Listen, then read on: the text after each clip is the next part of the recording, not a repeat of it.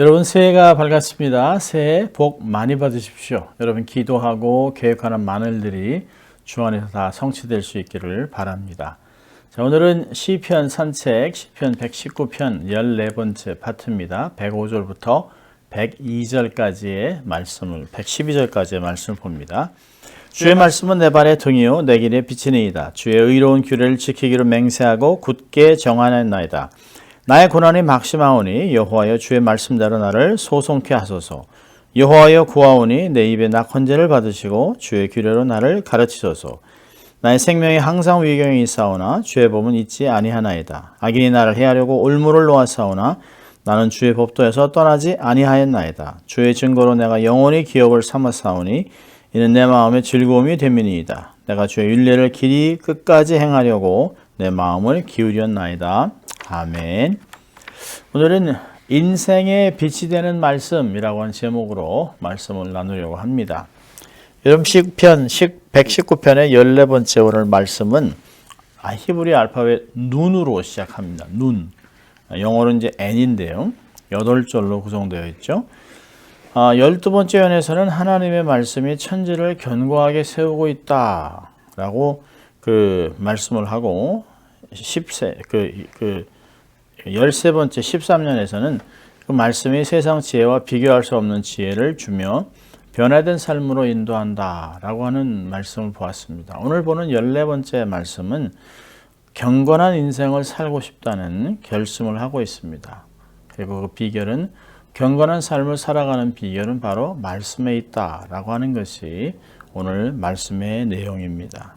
기자는 여러 가지 결심을 이야기합니다. 또 고백을 하고 하면서 다양한 오직 말씀에만 초점을 맞추고 결심을 하고 있는 내용들을 봅니다. 저는 105절은 여러분이 잘 외우고 또 잘 알고 있는 말씀이죠. 주의 말씀은 내 발의 등이요 내 길에 비치니이다 라고 되어 있습니다. 하나님의 말씀이 자신의 삶을 인도했다라고 하는 고백을 하고 있습니다. 시편 기자는 하나님의 말씀을 인생의 등불과 같은 안내자로 믿고 굳게 지켜왔다라고 고백하고 있습니다.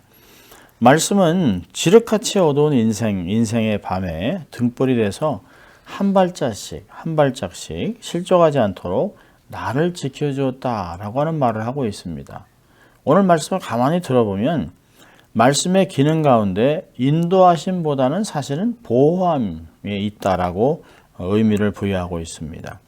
위험천만한 모든 여정에서 언약 백성을 안전하게 지켜주는 기능을 한다라고 말하고 있습니다. 시편 18편 28절을 보면 주께서 나의 등불을 켜시며 여호와 내 하나님이 내 흑암을 밝히시리이다. 여기서 얘기하는 등불은 구원, 승리, 피난처가 되시는 하나님의 약속을 의미합니다. 하나님의 자녀에게 등불이 필요한 이유는 사실은 자신이 가고자 하는 길을 밝히는 것이 아니라 어두운 길에서 하나님의 유일한 길, 하나님이 원하시는 가기 위해서 식별하기 위해서 하나님이 하시는 것입니다. 시편 56편 13절은 주께서 내 생명을 사망에서 건지셨습니다. 주께서 나로 하나님 앞 생명의 위치에 다니게 하시려고 실족치 아니하게 하셨습니다 라고 얘기하고 있습니다. 여기서 시인은 사망에서 지켜주고 실족치 않게 지켜주는 하나님의 은혜를 고백합니다. 그리고 그 은혜는 하나님의 말씀으로 주어지고 이루어진다라고 고백하는 것입니다. 잠언서 6장 23절에서는 이런 말을 합니다. 대저 명령은 등불이요 법은 빛이요 훈계의 책망은 곧 생명의 길이라. 하나님의 말씀이 얼마나 귀하고 중요한지 인생에서 중요한 위치를 차지하고 있다라고 얘기를 합니다. 어떤 면에서는 생사를 좌우할 수 있는 말씀이라고 하는 것입니다. 자, 또 106절에서 두 번째로 시편 기자는 고백합니다. 하나님의 법을 지키기로 결단합니다. 주의 의로운 규례를 지키기로 맹세하고 굳게 마음을 정했다라고 얘기합니다. 여러분 시편 기자는 말씀이 참 좋습니다. 은혜롭습니다 라고 하는 것으로 끝나는 것이 아닙니다. 그 좋은 말씀, 은혜의 말씀을 마음을 정해서 떠나지 않도록 굳게 지키겠다라고 고백하고 있습니다.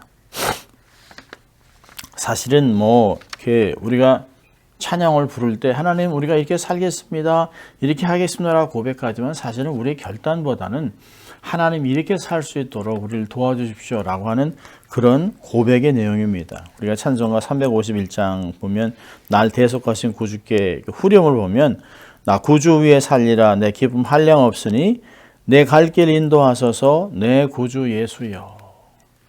사실은 그렇게 살 수 있게 도와달라고 은혜를 간구하는 내용 아니겠습니까? 나는 주를 따라갈 수 있다라고 하지만 우리는 언제든지 결심하지만 넘어질 수 있습니다. 작심삼일이 될 수 있습니다. 올해도 내가 주를 위해 이렇게 살겠다 하지만 사실은 우리 연약하면 알지 않습니까? 오히려 하나님 이렇게 살아갈 수 있도록 도와주십시오 라고 하는 것이 사실은 우리의 간구의 내용이어야 합니다. 하나님의 은혜를 구하고 살아가는 것입니다. 자, 107절 세 번째는 하나님께서 자신을 소성시켜달라고 하나님께 간구하고 있습니다. 나의 고난이 막심하오니 여호와여 주의 말씀대로 나를 소성케 하소서.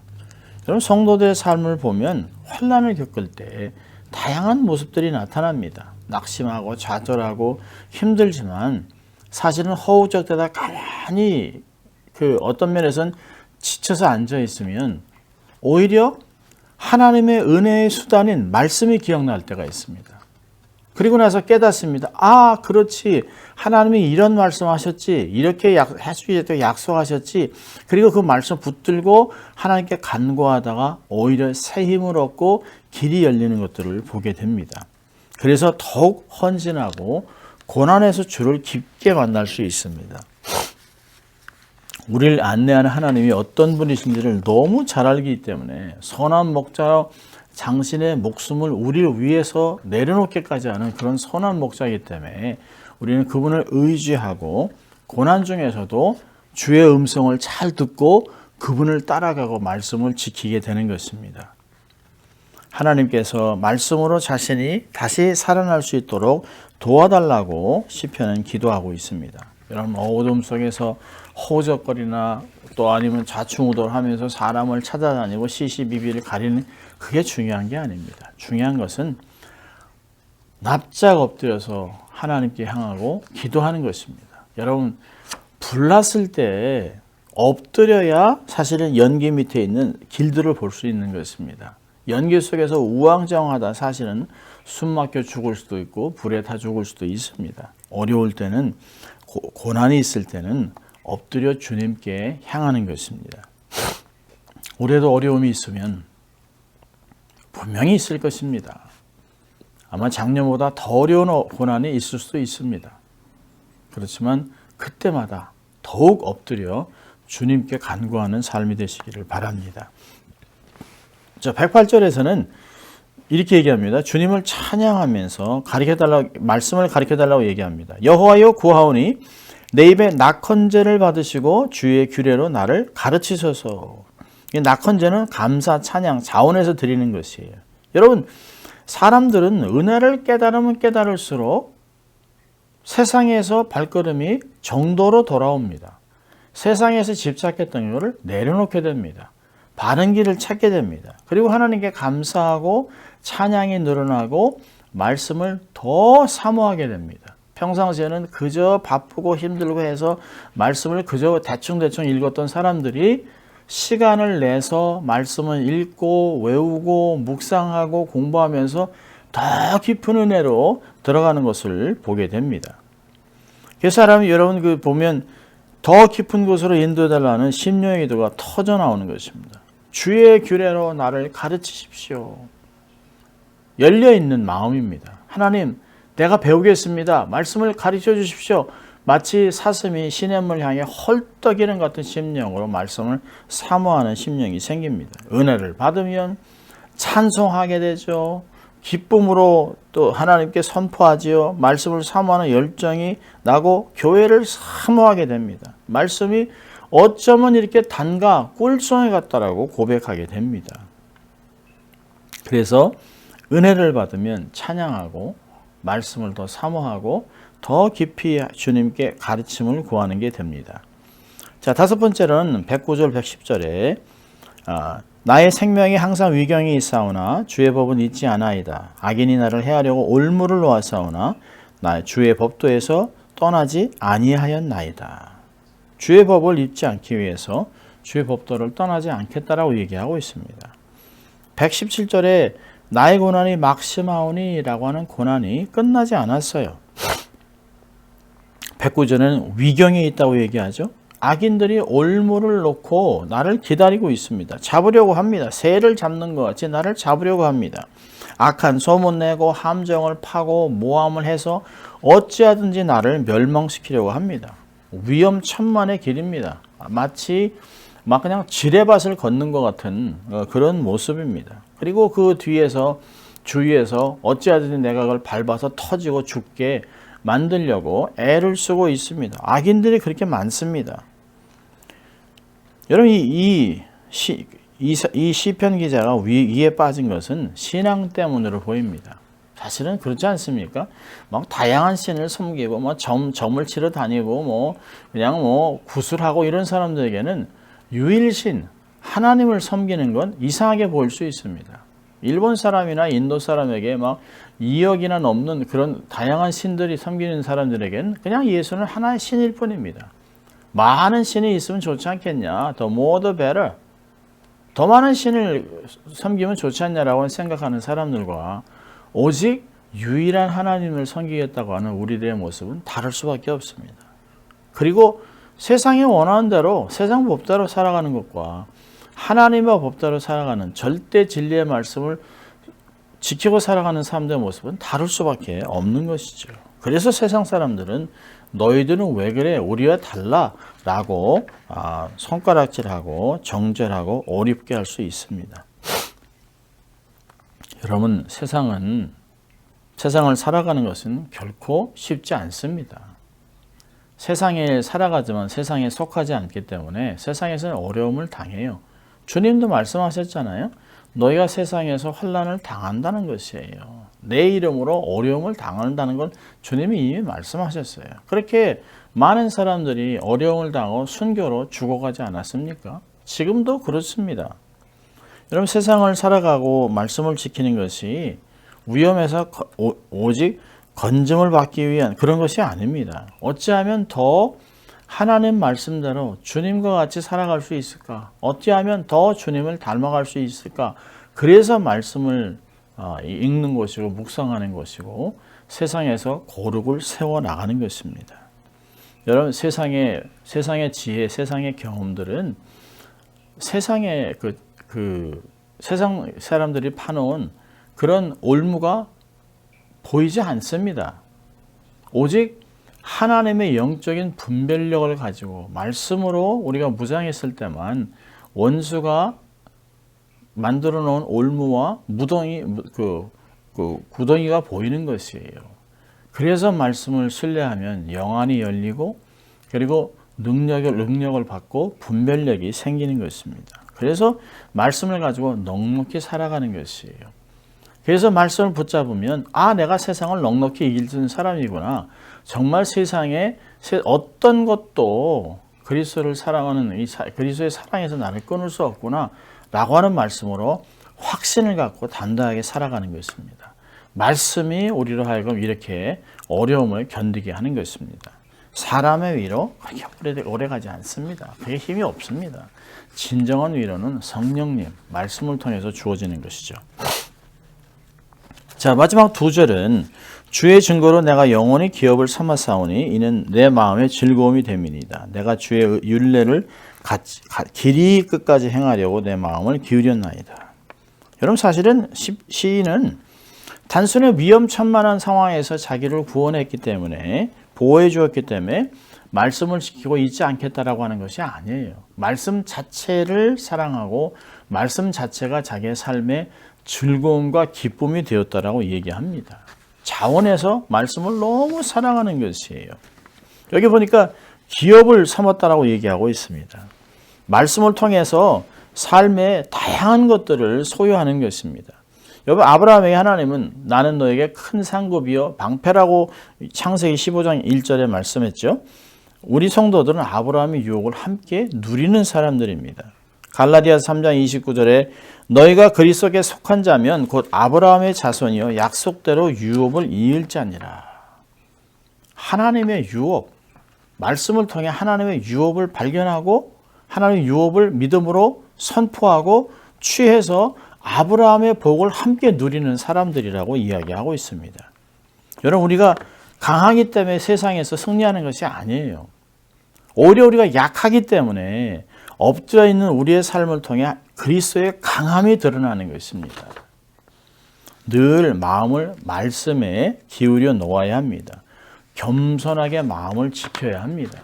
주님 앞에 엎드려야 합니다. 그래서 골로새 3장 5절에 위의 것을 바라보고 히브리서 3장 1절에 예수를 깊이 생각하고 믿음의 주에 온전케 하시는 예수 그리스도를 끝까지 바라보는 히브리서 12장 2절 얘기합니다. 그리고 6장 19절에는 영혼의 닷을 예수께 둔다라고 얘기하고 있습니다. 여러분, 하나님을 우리가 아버지라고 얘기한다면, 우리가 하나님의 자녀와 왕 같은 자녀들이라고 얘기한다면, 그렇다면 하나님의 것이 우리의 것이 되는 것이에요. 하나님의 것을, 무한한 하나님의 자원을 가지고 세상을 섬기며 살아가는 축복의 통로가 되는 것입니다. 하나님이 허락하신 것, 내게 허락하신 모든 것들을 믿음으로 받아서 누리고 세상을 섬기기 위해 사용하는 무한정의 삶을 살아갈 수 있다고 하는 것입니다. 아멘. 얼마나 흥분된 삶입니까? 여러분, 지뢰와 같은 인생 여정에서 어떻게 우리의 삶을 안전하게 지킬 수 있을까요?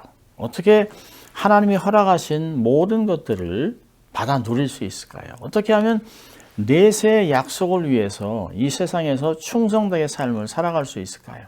그것은 모두 하나님의 말씀을 통해서만 가능한 것입니다. 하나님의 말씀이 그런 역할을 한다고 오늘 고백하는 것이에요. 우리가 하나님의 말씀에 의존하면서 살아가는 것, 그것보다 더 중요한 것은 없습니다. 우리가 가진 세상의 지식, 물질, 인간관계, 그것이 우리의 안전을 보호해주지 않습니다. 그것이 우리에게 행복을 주지 않아요. 여러분, 세상에 그럼 왜 돈 많은 사람들이 자살합니까? 명예를 갖고 모든 것을 갖고 있는 뮤지션들이 왜 마약에 중독해서 자기의 삶을 마감합니까? 인기를 끌지 못하는 것 때문에 한때 유명했던 사람이 인기를 잃어버리자마자 왜 사람들이 자기의 삶에 극단적인 선택을 합니까? 오히려 그랬다가 우울증을 겪다가 주님을 만난 사람이 진정한 행복이 주 안에 있었다는 걸 발견하고 간증하는 것을 보면 그렇다라고 하는 것을 알 수 있습니다. 우리의 안전한, 영원한 안전, 행복은 하나님께로부터 오는 것입니다. 뭔가 좋은 것들은 다 아버지께로 온다라고 얘기했습니다. 하나님은 당신의 종들의 형통을 기뻐한다라고 시편 말씀은 이야기하고 있습니다. 오직 하나님 말씀에 의존하며 살아가는 삶에서 이런 것들을 누릴 수 있습니다. 신실한 하나님 언약에 근거해서 거룩한 결심을 하십시오. 내가 정말 말씀대로 삶을 살아가겠습니다 라고 결정을 하고 주님의 말씀을 의지해 살면서 주의 말씀을 순종하며 살겠다고 결심을 하십시오. 그리고 하나님, 이 결심이 변하지 않도록 나를 도와주십시오. 나는 부족하고 연약하나 하나님의 능력으로만 살아갈 수 있도록 우리를 도와달라고 그렇게 기도하면서 한 해 동안 말씀으로 승리하는 여러분 될 수 있기를 주의 이름으로 축원합니다. 기도합니다. 하나님 아버지, 감사합니다. 저희들에게 새해를 주신 것 감사합니다. 또 하루를 주신 것 감사합니다. 날마다 감사하며 그 기회를, 주신 기회의 선물을 말씀으로 무장하는 기회를 삼게 하시고 말씀의 뜻을 깨달아 우리가 지혜가 늘어나고 분별력을 통하여 하나님이 주신 모든 것을 받아 누리며 세상에 흘려보내는 축복의 통로, 세상에 감당치 못하는 하나님의 사람들 될 수 있도록 주님 축복하여 주시옵소서. 감사하고 예수님 이름으로 기도합니다. 아멘. 여러분, 다시 새해 복 많이 받으시고 건강하시기 바랍니다.